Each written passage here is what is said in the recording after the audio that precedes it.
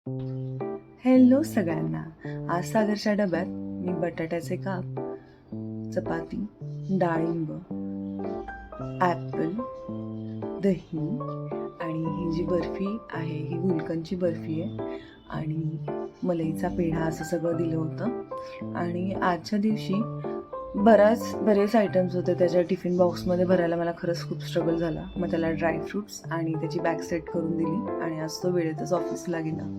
तो गेल्यावर मी सगळं घर आवरून घेतलं आणि सगळं साफ करून झाल्यावर स्वतःसाठी नाश्ता बनवला. तर आज मी नाश्त्याला डाळिंब, दही, मीठ साखर टाकून असं कॉम्बिनेशन ट्राय केलं होतं.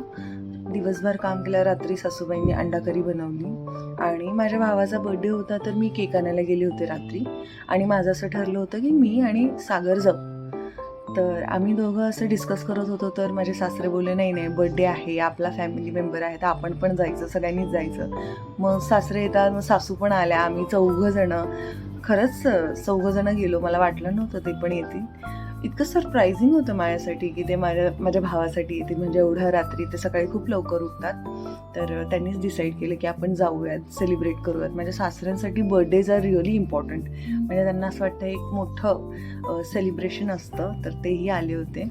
लग्नाआधी मी कधीच 12 वाजता आत्तापर्यंत केक कट केला नव्हता, पण लग्नानंतर मी कट करते केक. छान वाटतं.